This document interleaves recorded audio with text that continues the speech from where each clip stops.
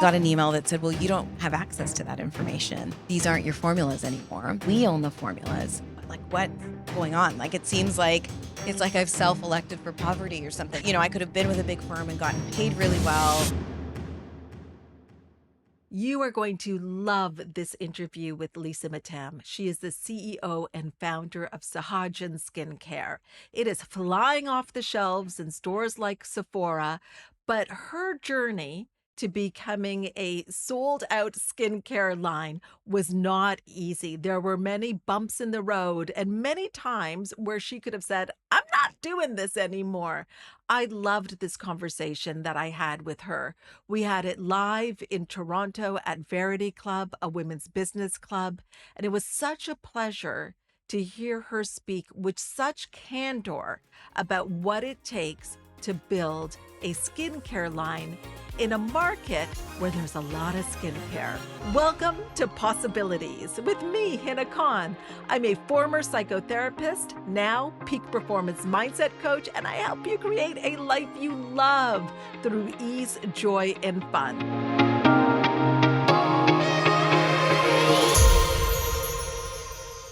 So, Lisa, do not answer this question yet. We're going to answer the question at the same time on the count of 3. Yeah, I know. I know. The question is, because I think that your parents and my parents wanted us to be the same thing, wanted us to choose the same career of what they wanted us to be. So we're going to say, and let's see if I'm right, we're going to say what our parents wanted us to be when we were young on the count of 3. And let's see if it was the same thing. 1, 2, 3. Doctors. Where are my South Asian? Where are the immigrants? Where are my immigrants? Okay. Who can relate to this? Oh my gosh, That's funny. Isn't right? Isn't that funny? Yeah, and I don't even think right now my mom understands what I do. She understood more when it was psychotherapy because I think she just said I was a doctor, right? But now she has no idea. Okay, Lisa, can we start with what is Ayurveda? What is that? Yeah, absolutely. So first of all, thank you for having me. I was listening to the introduction. I was like, I can't wait to listen to these people. That's amazing. So what is Ayurveda? So Ayurveda is a 5,000-year-old science from ancient India. It's the wellness science of India is the best way to describe it. It's sometimes I often say to people, like in Ayurveda, we believe to be well, you have to be in balance. And when you're out of balance, that shows itself in gut health issues, in skin issues, in all of these things. And what I love about Ayurveda is that it's a mind-body science. So it's not just about medicine. It's about the life that you lead, the way that you sleep, your stress level, all of those things contribute to your health. And it also says that you can proactively manage your health. So you can be an active contributor to getting yourself your best health. So is it a philosophy? Is it a like tangible product? Is it a methodology? I would say it's kind of like, I think it's, if you know traditional Chinese medicine as an example, like what it is a science. And out of it comes a number of practices, formulas, things to give you your best health. So has anyone ever had a golden milk latte? So a golden milk latte is like a turmeric-based latte. It's like super cool. You can like buy them from anywhere from like Bloom, superfood drinks, if you know them. You could buy it at cafes. A turmeric latte, if you grew up with it, is like the thing that your mom gives you when you're feeling sick. She thinks you're going to get sick. She wants you to get an A, like whatever it is. It's like She wants you to be a doctor. she wants you to be a doctor.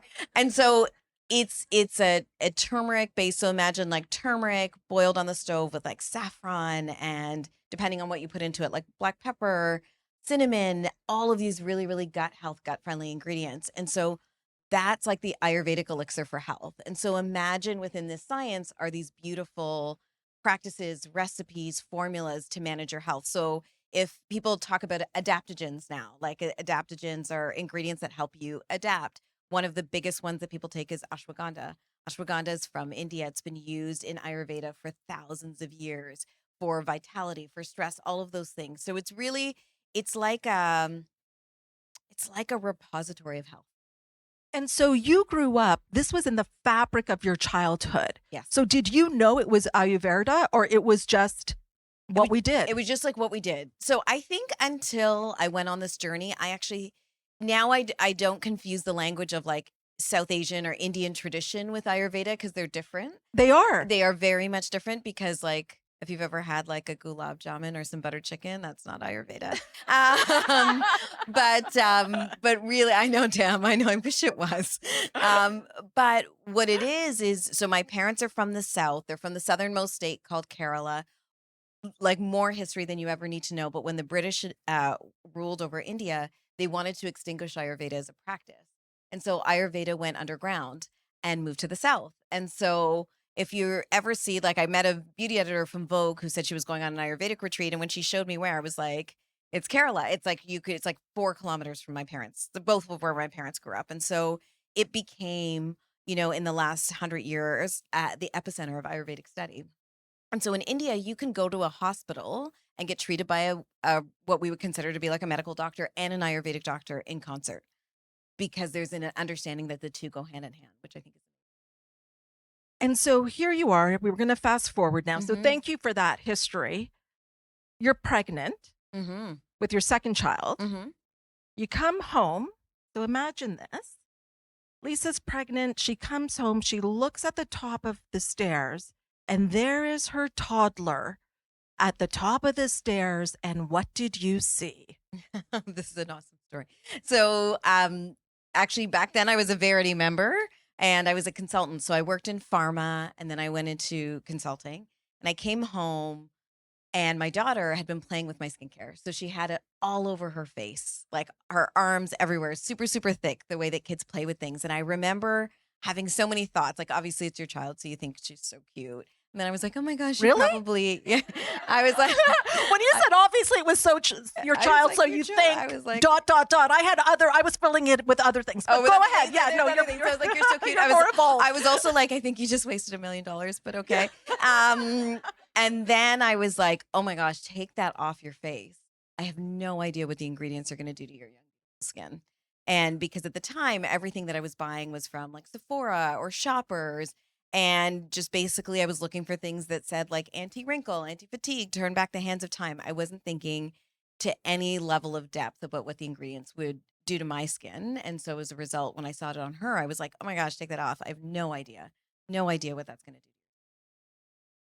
And would you say that's when this was born? The idea Absolutely. for a skincare line was born? Absolutely. I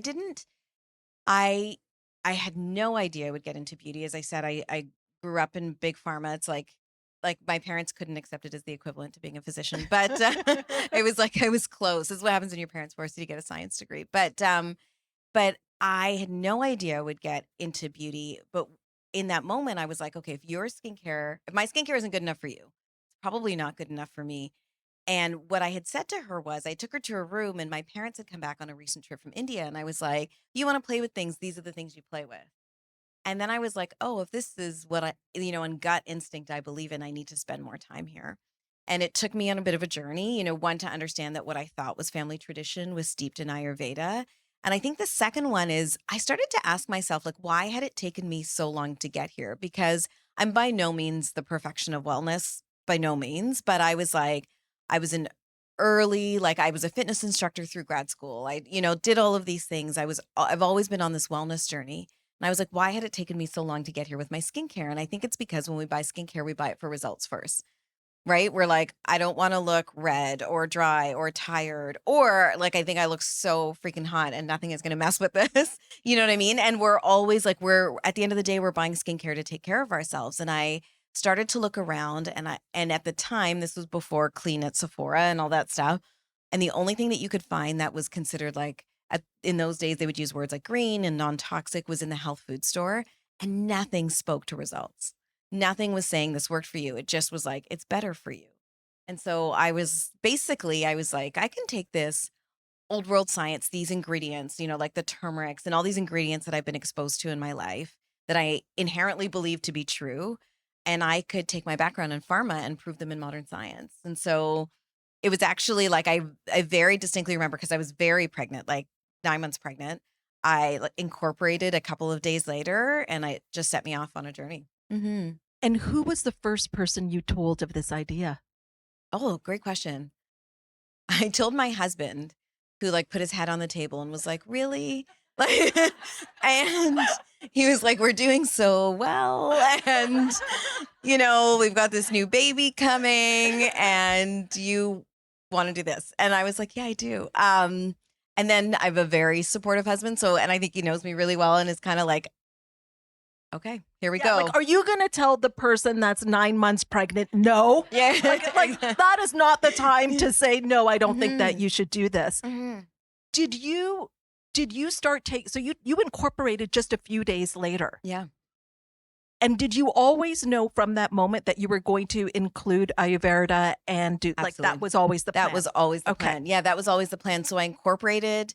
It was literally like my C-section, I remember, was booked for December 28th. The actual incorporation date on the papers was December 28th because it takes a couple days for them to. So I always thought that was kismet, but um, I incorporated. I knew I had a couple weeks before the C-section, and I was like, I need to find a formulator. And so in that 2 weeks, we found. Sorry, I just like am I the only one that this is like incredible? Like, okay, so I like 9 months pregnant. I see this. Now I need to find a formulator. Like, what's amazing to me is all of those steps happening in such a short amount of time. Mhm. So, from a mindset perspective, are you having any doubts? No. Oh my gosh, I've never done this with anyone before. Yeah, no, not at all. And actually, if I can speak to mindset, what's interesting, and my friends sometimes reference it, is that I never told anybody the idea for a year and a half. So my husband knew I was spending a lot of money at the time, because I was spending it on formulas and doing all this stuff. But it took me a long time because I didn't want anyone to tell me no. Oh, And I yes. didn't want anyone to tell me that I was wrong or I shouldn't do it. My parents didn't know. I only told my parents 2 weeks before we launched because I knew what their reaction would be. Even though my parents are amazing and I love them, they would be like, have you lost your mind? And so I just didn't, because I was like, I know this is what I need to do.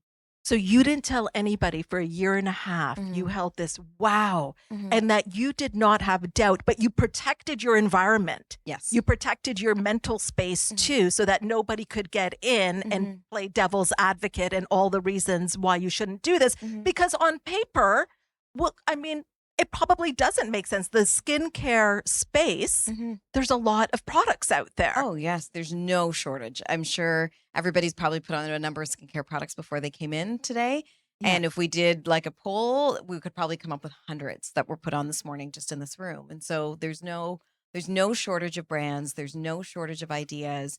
When I told one of my very close friends, like after I'd been working on it for a long time. And even though she loves me, but her instant reaction was like, "Are you sure? Like you've got a 1-year-old and a 4-year-old, and you do well, and like now you're giving it all up, and I took a loan with BDC, so she's like, now you've like taken on debt, and like, are you sure?" Like she was, and then she actually said, I remember her saying, like, "Do you really think your brand can like sit on a shelf beside Estee Lauder?" And I remember being like, "Okay, I gotta go." Like, but also being very happy that I protected my mindset. Yes, because could you imagine if that started to come in earlier? Like that was a year I would have, in. I would have stopped. Yes. Mhm. I want to ask you one question around the money piece and investing, because that can be something that is very scary for people to start investing. What was your mindset around investing? Because now you've got to have an entrepreneur mindset, which is different than an employee mindset. So at the time, I was in a position where, so the initial outlay of finances came from me, came from us, or came from my life. But I had in my mind come up with a number that I was willing to invest because I believed in it. And I think like this good thing and the wild thing, or like the crazy part about it, is I don't think I at the time ever entertained that it wouldn't work. So to me, it wasn't like I didn't know what would happen, but I was like, it'll work. I just need, and so it would time. Time is what I didn't appreciate. And so, thank you. But no, time is what I needed. But But so when I put in the dollars, I didn't think twice. And I also had this mindset of what is the worst that can happen? Like, but like money's a renewable resource. Time is not a renewable resource. Health is not a renewable resource sometimes, but like money is. And so in the worst case scenario, I'm a very hard worker. I go make it back.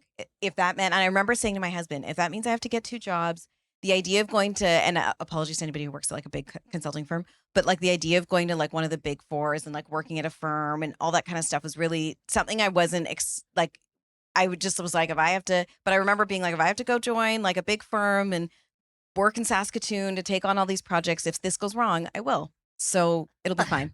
I just love that it's Saskatoon. Yeah, like I just picked Saskatoon.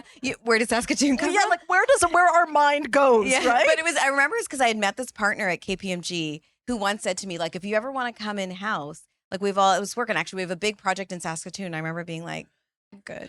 Like, no shade to Saskatoon. No shade to Saskatoon at all. No, I loved it, but it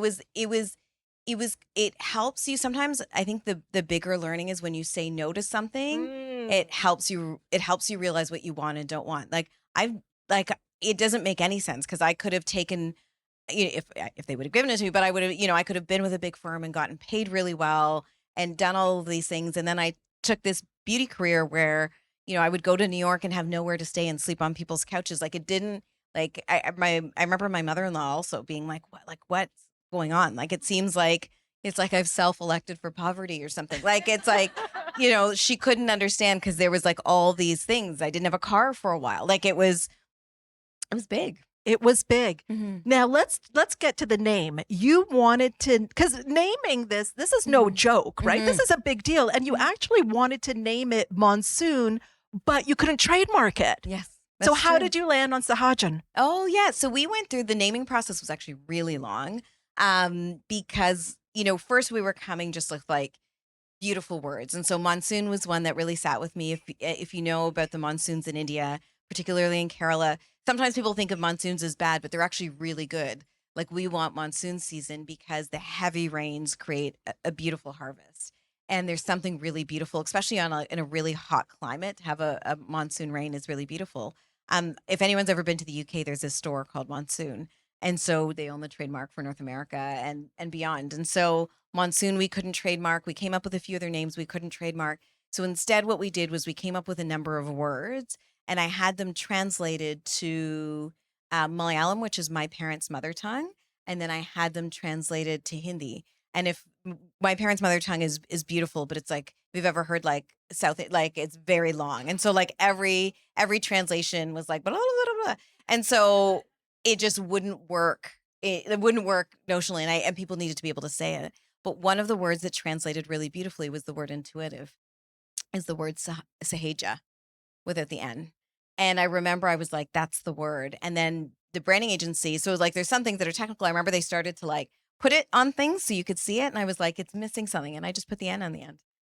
So how do you pronounce it? Is it Sahajan or no, Sahajan? I say Sahajan. Okay. Yeah. Phew. But it's really like we I have to say redo Sahajan, the like intro. people say Lululemon. Okay. Like it's like I've made it up. So sometimes people will say Sahajan or other words, but I say Sahajan. Mm-hmm. Mm-hmm. Now I want to talk about the Sephora Accelerator. Yeah. So Lisa's creating this project. Now, I'm sure for anybody with a beauty brand, it's like Sephora is the North Star. It's the moonshot goal to get into Sephora.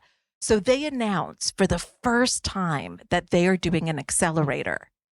So she gets very excited, is going to apply, but then realizes that she actually doesn't qualify because as a Canadian, I don't believe you could apply, but yet you got in. Can you tell us about that? Sure. Oh my gosh, you've done your research. Yeah. So Sephora puts out a press release. So we launched, to give you a sense, we launched September 2015. And it's like early days. Sephora puts out a press release a few months later that says they're going to launch this accelerator. They're looking for early stage female founded businesses. And there was an emphasis on early stage. So you had to be either in process, about to launch, or like within a year of launch. So like they were looking really early. And my friend flips it to me. I was like, amazing. I send the email to say, like, can I apply? They write back and say, no, it's not for Canadians. It's only a US initiative and it's by invite only. So there was actually no application process in the first year. So I was like, okay. And then I get an email that says, you can apply. Your application's due tomorrow. Mm-hmm.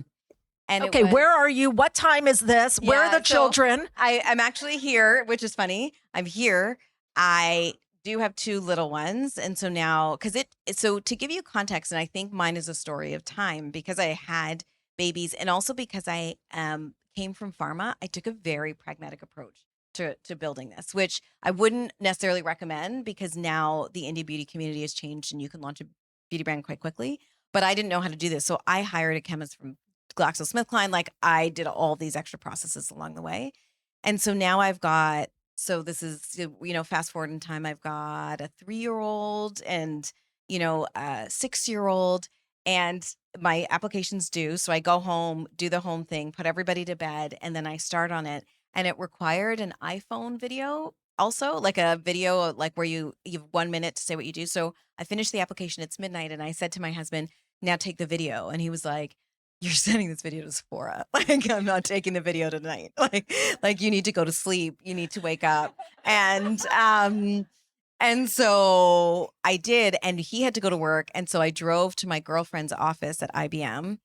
She took the video and we sent it from there. Mm-hmm. And when did you find out that you were accepted?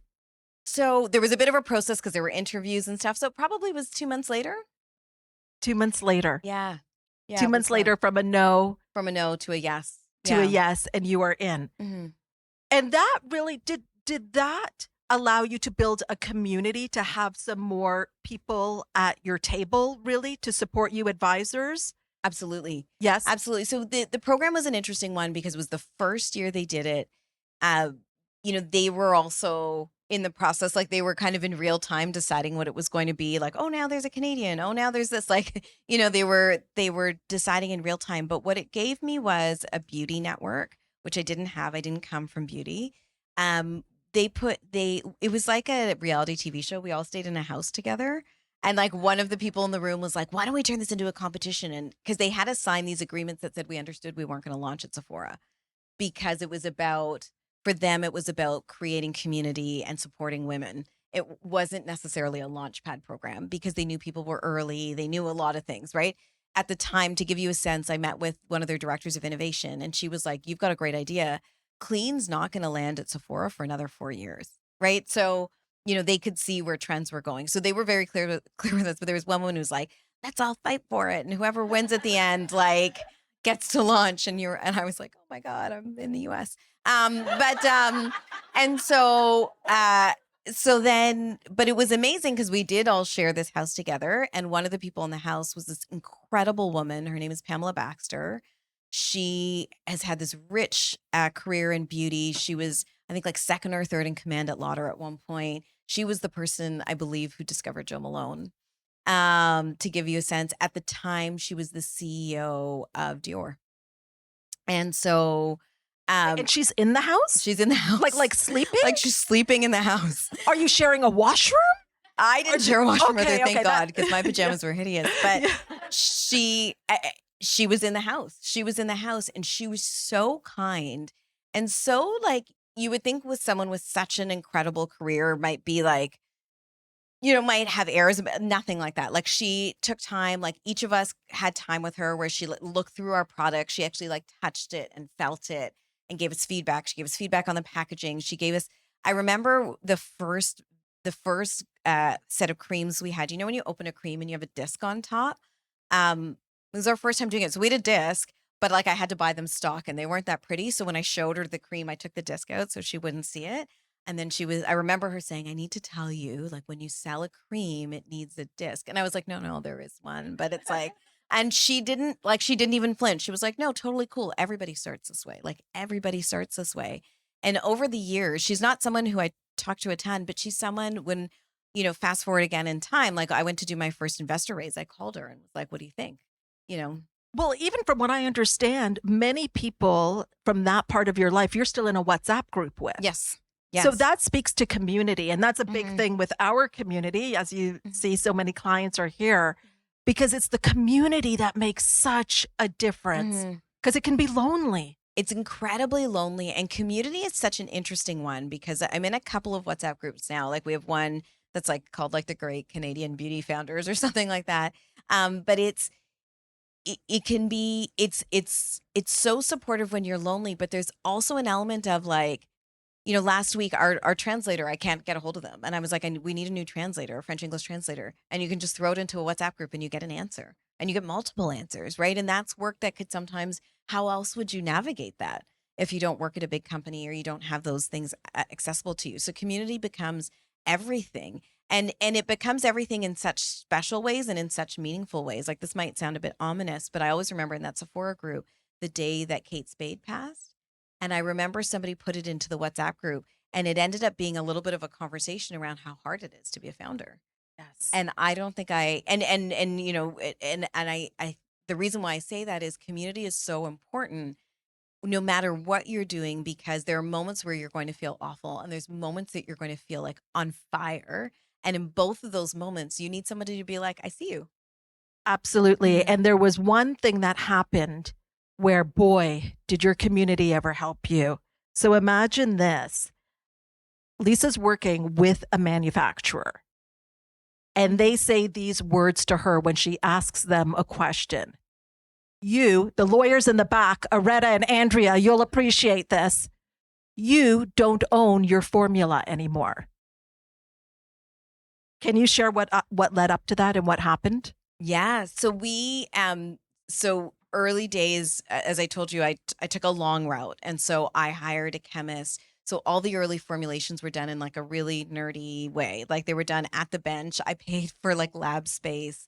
I didn't know this was all new. And so then what we did is we had to find a manufacturer. And so, we find a manufacturer. And so like you would with a lot of things, sort of transfer in your formulas. And so then they make the formulas and then they assess, like, is it stable? Is it this? Can it scale? If we had to make this no longer like, with a hand blender and now with with mixing facilities. And so they go through this whole process and they couldn't get, so our bestseller is our creme riche formulation. It's a very thick, rich, beautiful cream. If your skin is like dry, red, sensitive, like it's really, really nice, but they couldn't get it. And so I went back to say I was sitting with my chemist and we said, can we have the process, like, because maybe it's breaking down in the process, like it's being heated for too long, cooled for too long, like mixed out or something. And that's when everything went quiet. I remember, and I didn't get emails back, and I followed and followed up. And then I got an email that said, well, you don't have access to that information. These aren't your formulas anymore. We own the formulas. And I remember just feeling so defeated and so deflated and not really knowing how to navigate, because when I worked in pharma, my last formal role was at a company called Orthobiotech, which is owned by Johnson and Johnson. So like when you work for J&J and you send an email, people write you back, right? And now all of a sudden someone tells me that they own my formula. And I remember I looked through, because I had a manufacturing agreement. I looked through it. It was very clear that I owned the formulas. It was a very difficult time, because I just was like, actually, I was like, maybe this is a sign, right? Like maybe this is a sign, because it's been a difficult journey already. And a few things happened. I cried, like I'm not gonna lie. I cried. I ate a lot of mini eggs. And then I always like associate mini eggs to that time, which is why like every time I see a package, I kind of go like, um, um, but and then I was like, okay, I have to fix this. So I called a girlfriend who's a lawyer, and she reviewed my agreement and she was like, it's very clear you own the formulas, but that may not help you in this situation, because you're dealing with a much bigger manufacturer. And, if you decided you wanted to sue them or you wanted to take some sort of action on this, like you could go bankrupt in the process, or you could lose your launch. You could lose, so you need to go back we need to think about a way for you to go back with a mentality of how do we make this work? And so what I realized in that situation also was that I didn't have a lot of leverage, and it was me going to the meetings. It was always me, just me. And so instead I started to tap into my network. And so I had had previously worked at J&J. And so I tapped into someone who used to be the head of J Labs, which is J&J's incubator here for new and innovation business. And I had him come with me to the meeting. And I do think it changed the dynamic also because I think in that moment, like I could have either like cried or punched somebody, but also it it created a system of I'm not alone. Like you're not just taking advantage of me. There are a number of advisors here. And so like my girlfriend, the lawyer, couldn't make it, but she had like drafted something that we sent in advance. And so all of a sudden it wasn't me that you were messing with per se, or me that you were creating this challenge with. It was like, these are all the people who are watching and advocating for and have a stake in this business. And we're going to make sure that we get to the next place. And it was actually, it quickly went very collegial. And it was like, oh, here you go. And it was amazing how the mentality changed, and it taught me a lot. No, hold on. Mhm. I need to fill out the here you go. Yeah. So was this in person? It was in person. Okay, so you go there. You've got I've your got one colleague, person sitting you've got- with me. Okay, And I've got a letter that we've sent in advance from a lawyer. okay. And then what happens? And then I actually can't, like, if we're getting into the detail, I don't do a lot of talking because my friend says, I've got this. And So you trust him? I trust him because I share my point of view, and then I stop, and then he's like, here's what I would say, having been through these kind of processes before as the head of J Labs. And then did they leave the room? Like, when did you get the okay? In the room. In the room. But did they leave the room to talk about it? They did. So they leave the room, Mhm. and what are you thinking at that moment? Are you nervous? Are you calm? Calm. I think I'm calm because Okay. I'm also kind of, when you have those moments in life where you're like, I've done everything I could, like whether or not you believe in this, like I've left it to the universe now. I've done everything that I could. I've brought in everybody that I know. I've gotten incredible consultation on this. I've got incredible people sort of, advocating for me. And so at this point, I'm like, whatever it's going to be is what it's going to be. And then they come back and they say, It was like a weird conversation because it was like they pretended like it never happened. They were like, of course. sounds like some of my exes. Yeah. Okay. They were like, of course, here are your formulas. Like, it was like, you may have misinterpreted our emails. And I was like, what? And so, yeah, it was an incredible lesson. And it was, What was the lesson? well, there were so many lessons because one sounds like an unfortunate lesson, but the lesson was also like, as I start to navigate this on my own, is you do need people who are supporting you. And sometimes they're like, my friends who've shown up and worked booths with me, but sometimes it's people who can like come in like a bit of a mic drop and be like, and guess who I am? And guess, you don't, that are inadvertently asserting, you may not think she has leverage, but actually, in fact, this leverage exists. And I've only had to do that one or two times since then, but I've not hesitated now because I've known that where I've needed to be, where I've needed to do that. So I think in some ways, like you like to, this sounds negative and it's not meant this way, but you like to believe that everybody's coming in and is operating from a place of fair and equal play, but they aren't always. And so I think the lesson is that we're not without the ability to fix that. And, it also makes me think of the ask. You asked for support. Yes. You asked for this person to come and you were willing to receive the support and the help. The other thing is that which I notice is that you did not attach, and maybe you did, and it just went with the mini eggs. Maybe you did for 5 minutes with the mini eggs, but judgment to it. Because sometimes, Lisa, we can make those things about us. Like, I didn't look at something properly, or I chose the wrong manufacturer. And in that, it can translate into shame. And we're like, well, I don't want even anyone to know about this. So I'm certainly not going to ask for help. But you didn't go through that rabbit hole. I think I did. I think I've done that many times. I think so because Yeah. I was like, what I asked myself was like, how did I get here? Okay. Because I thought I had done the work, and I even had had my chemist do a walkthrough in their facility, and I asked for a reference. Like, I was like, how did I get here? That's what I couldn't understand. And I think what was more shattering for me was like, how does someone look you in the face and treat you that way? Yeah. right? Like, how does someone who's like shaken your hand and taken your business, and by the way, I'm writing like a 50% upfront check, like, how does someone then go and treat you that way? And I had a really hard time reconciling that. Did you stay with them? I had to. Yeah. I had to for a while. Not obviously we're not there anymore, but I had to for a while because I had a financial commitment and I'm working in limited dollars. But also the process of then finding the next person took time.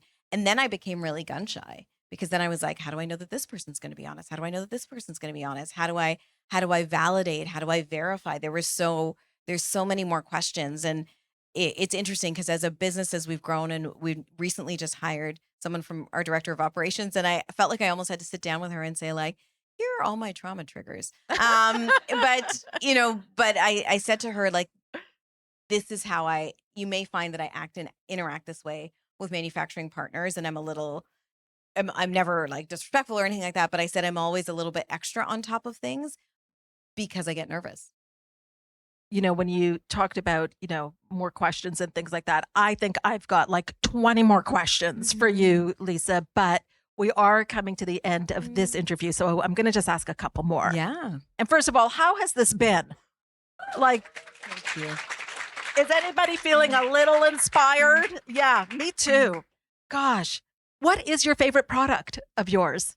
Oh, I go in like a relationship with all of them. The Nourish Creme Riche is our bestseller, hands down. But right now, it's actually our Radiance Serum, which I'm going to like unabashedly toot our own horn. But before I went to bed last night, I was like, it's sold out at Sephora again. Congratulations. Which is great. Yeah. But I think it's because it's like Nourish Creme Riche is so beautiful, but it's like you have to, if you have dry or red, but Radiance Serum is for everybody. So I think that's a tribute to it.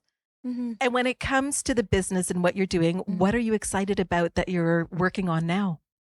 Oh, I'm always excited about new products. I'm always really excited about new products, especially because we like to let our community tell us, or like we get indications from people of like what's missing, and then that's how we make decisions. So we launched a ghee-based eye balm in June, which sounds really weird, but I did this TikTok, which I'm not on TikTok a lot, but we did this TikTok that went viral where I said, like, in Ayurveda, ghee helps with dark circles. And then I was like, okay, people are into this. And so I always get excited about new products. And then, I mean, as we grow, I'm always excited about growth.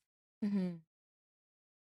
I just think there you were. I mean, this is how it starts, right? She just comes home pregnant, sees her daughter at the top of the stairs with all of this skincare on.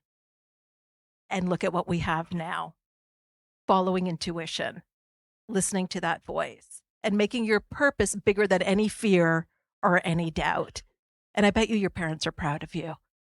Gosh, yeah, I hope so. No, I think they are still kind of. Yeah, I think they are. Doctors are completely out of the picture. I think if I called and said I realized I need to go to med school, they'd be like, "Okay, cool." But I think what's incredible about parents and our relationship with them is that, like, I call my dad every day, so I talk to him on the way down. He's like, "Why are you going downtown?"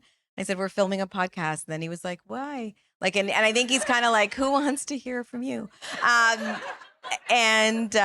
But I think the incredible learning is that, like, I think my parents set me up with this belief system that I could do great things. Whether or not, for them it was, yes, be a physician, but it was that belief system. And I'm very grateful to them for that, because I think that's what set me up to, like, be so hyper-focused in an environment where it would be easy to say no. Well, I am grateful for you. Thank you for being here. You.